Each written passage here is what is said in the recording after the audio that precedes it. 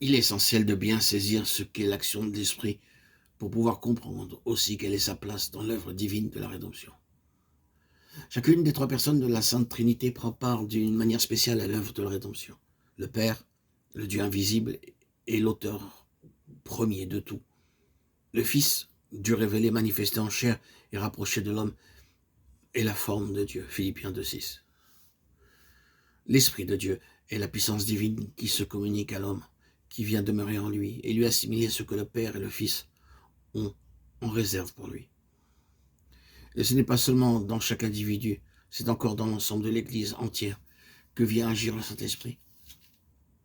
Car ce n'est que par son intervention continuelle, par son active coopération que le corps de Christ peut s'approprier d'une manière efficace ce que le Père a résolu et ce que le Fils a accompli.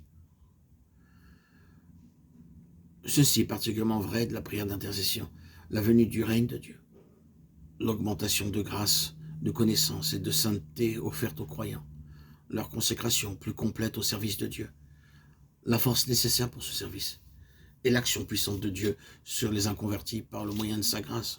Tout cela est prêt à nous être donné de Dieu par Christ, mais ne peut nous être donné que si nous le désirons, l'attendons et le recevons par la foi.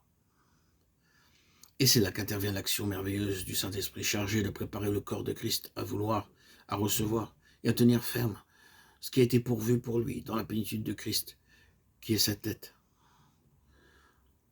Le Fils de l'Esprit travaille ensemble à faire recevoir dans le cœur l'amour et la grâce du Père. Le Fils les reçoit du Père, nous les révèle et les rapproche de nous, tandis que l'Esprit incite l'âme à s'élancer à la rencontre de son Seigneur.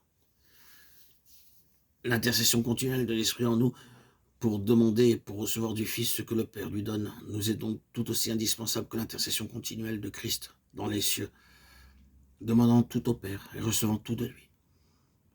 Quelle merveilleuse lumière les paroles de notre texte jettent sur ce saint mystère. Dans la vie de foi et de prière, l'action de l'Esprit vient éclairer la parole de Dieu et nous la faire comprendre. Notre foi, c'est alors exprimer ce dont elle a besoin et le demander. Mais l'action de l'Esprit s'étend plus loin encore, au-delà des pensées et des sentiments. Il touche les cordes secrètes de la vie et de l'existence que Dieu seul peut connaître et pénétrer. C'est alors que se manifeste une véritable soif de trouver Dieu lui-même, le Dieu vivant, de connaître ainsi l'amour qui surpasse toute connaissance et d'être rempli de toute la plénitude de Dieu. Éphésiens 3,19.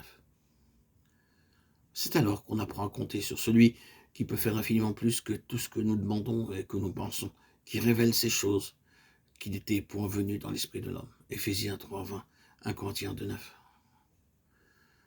Quand ces aspirations-là s'emparent de nous, nos prières demandent réellement des choses inexprimables.